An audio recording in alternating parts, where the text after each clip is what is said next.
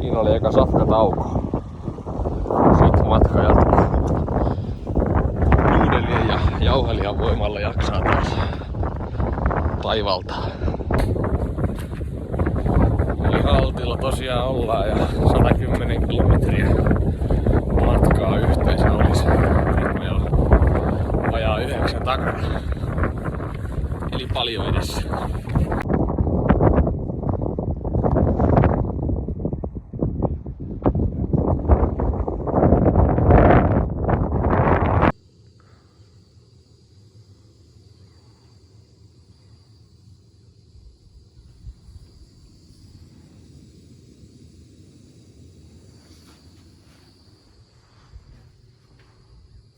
Siinä meidän yöpaikka.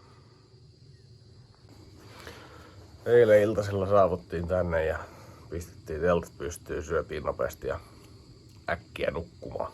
Nyt on aamupalan teko kesken. Vielä teltat tuo pystyyn, mutta puretaan sitten syömisen jälkeen. Ei kauhean hyvä työunet, kun katoin telttapaikan sen verran huonosti ja oli joku hemmetin juuri tai kivisiä suoraan selän alla, niin vähän hankaloitti unta, että liuuin siitä ohi koko ajan tai nukuin ihan vinossa, mutta eiköhän tästä nyt jotenkin selvitä. Poskin kautta.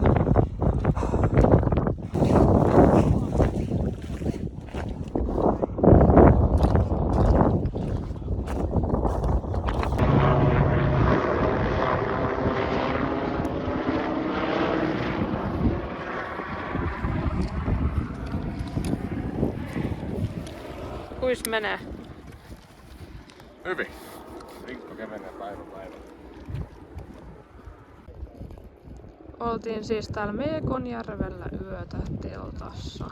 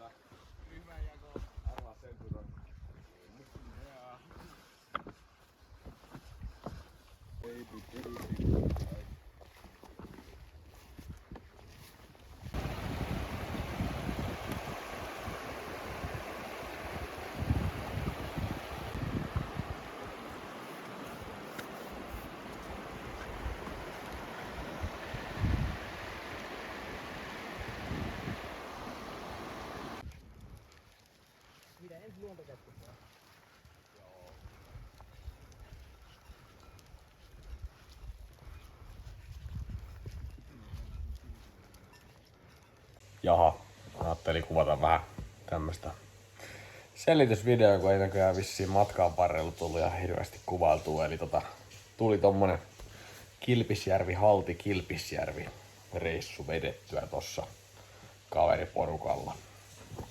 6 päivää reissu kesti, noin 5 vuorokautta yhteensä ja kilsoja yhteensä kertyi 125 kilometriä. Ekana päivänä ajettiin sinne, yövyttiin Lätäsenon mökeissä ja lähdettiin siitä sit seuraavana päivänä kohti Haltia. Ja me oltiin varmaan joskus puolen päivän paikkeilla kävelykuosissa vähän ehkä jälkeen, muista tarkkaan. Mut siitä lähdettiin talsimaan Kilpisjärven luontokeskukselta. Saarijärvi, se oli meidän ensimmäinen stoppi. Siihen oli semmonen 12 kilsaa matkaa, eli aika kevyt aloitus. Mutta otettiin semmonen kevyt alku, kun oli painavat rinkat vielä, kun ei ollut vielä eväsmuonia syöty hirveästi, niin se meni aika mukavasti. Oli hyvää keliä ja tossu kulki hyvin, kun on hyvin nukuttu yö ja ravittu keho. Kakkospäivä Meekonjärvi. Matkaa tuli muistaakseni suht koht saman verran kuin ekana päivänä. Oli aika kevyt päivä. Maasto aika tasasta, muistaakseni. Maasto oli aika tasasta ja siinäkin jaksoi ihan hyvin painaa ja erittäin hienot näkymät oli kyllä.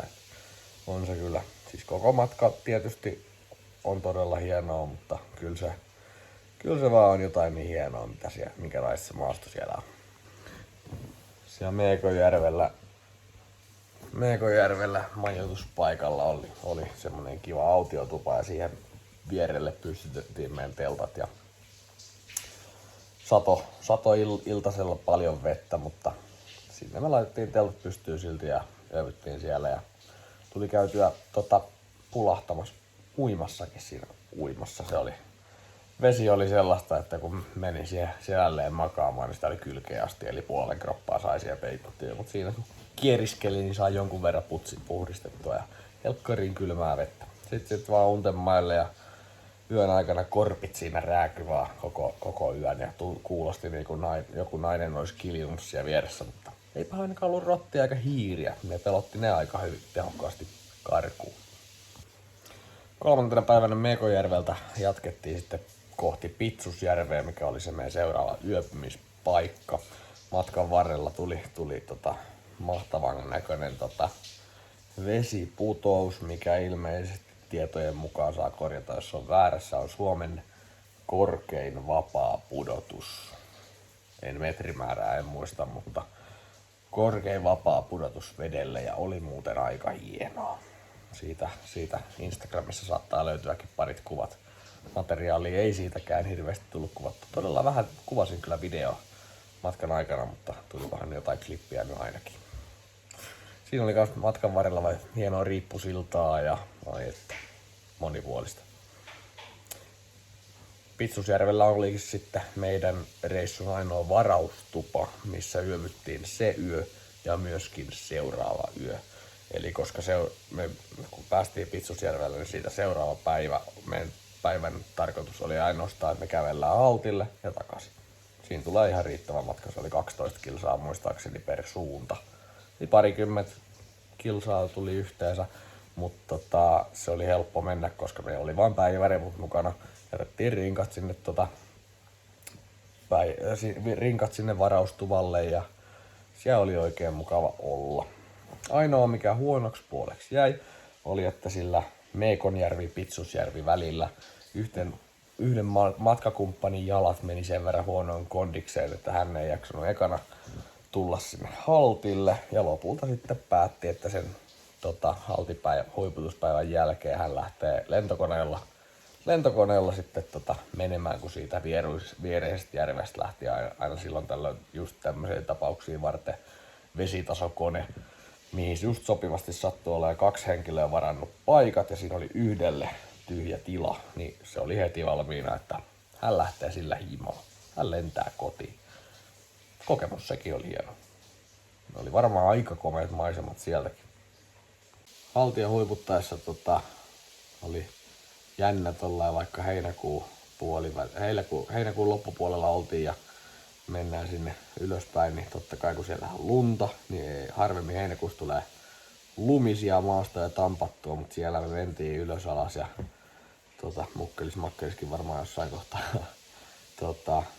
Oli tosi tyyni keli, mutta tietysti kun halti sen verran korkealla on, niin sehän oli hieman pilvessä se kärki siellä, niin kyllä siellä vähän vettä tuli niskaan, mutta se huiputettiin, oli hienoa. Ei käyty Norjan puolella, yksi kanssamatkustaja kävi siellä, mutta me ei jaksettu mennä. Oli sen verran väsynyt olo siitä noususta, mutta vaikkakin ei ollut rinkkaa mukana, mutta siltikin kun siinä oli loppuaika semmoista jyrkkääkin nousua. Mutta aikaa hienot maisemat oli, kun sieltä lähti laskeutua ja näkikin jotain. Mut Pitsusjärveltä lähtiessä meillä oli 2 vaihtoehtoa, mitä me tehdään. Me jatketaan joko Kuonjarjoelle, mihin oli semmonen 20 kilsaa, tai sitten mikäli voimavaroja riittää, niin me kävellään suoraan Saarijärvelle, mikä oli se meidän ensimmäinen yöpymispaikka, niin ne on 30 kilsaa. Eli mentiin siinä parin päivän kiri. Ja kyllä meillä sitten loppujen lopuksi siinä kohtaa oli virtaa sen verran, että mentiin sinne Saarijärvelle. Oliko se 31 vai 32 kilsaa, mitä siihen tuli sitten lopulta kilometrejä, mutta kyllä oli jalat poikki, mutta Mut rinkka kun oli huomattavasti tyhjempi, niin sen jakso. Ja koska oikeasti toi maasto oli mun mielestä niin suht koht kevyttäkin jopa, että kyllä mun mielestä niin Karhun kierroksella oli haastavampaa maastoa, että silloin oli jalat huomattavasti enemmän hajalla. Toki silloin se oli myös meidän ensimmäinen vaellus, eli voi olla, että kroppa ei ollut ihan niin tottunut siihen. Ja myöskin rinkka oli silloin kohtalaisen huono. Mut Saarijärveltä vikan päivän agenda oli, että me kävellään Kilpisjärvelle ja siitä sitten voitoriemukkaasti jatkettiin syömään lähipitseeriaa. Ai että muuten poroburgeri ruisleivällä maistui aika herkulliselta. Se oli kokonaisuudessaan todella hieno reissu.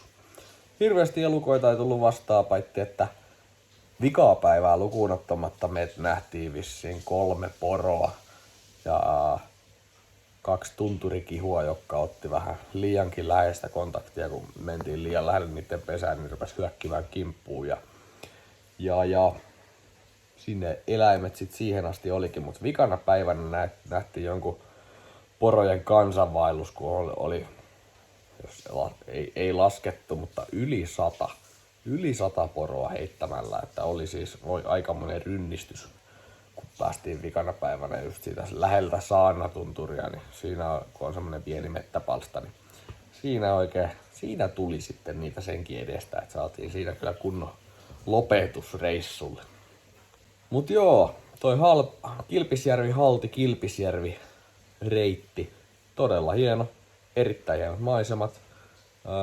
Se hyvä puoli siinä oli justiinsa, kun mä mietin etukäteen, että mitäköhän tommosella reitillä, kun sä näet niin pitkälle ja sä näet koko ajan, että sä kävelet tonne ja se paikka vaan ei yksinkertaisesti lähene, vaikka kuinka askelia meneekään, niin miten sen mahtaa jaksaa henkisesti. Mutta se oli yllättävän jees, koska siinä kuitenkin koko ajan oli se nimenomaan, se oli loppujen lopuksi vaan hyvä, kun sen näki, niin siinä vähän näki sitä etenemistä kuitenkin, kun vertaa esimerkiksi just siihen Karhun kierrokseen, missä reitti on semmoista pelkkää metsää ja sä näet vaan tyyliin 10 metriä eteenpäin ja kun sä menet kulman taakse, niin tulee lisää mettää vaan, niin se on välillä aika hajottavaa, jos on väsynyt.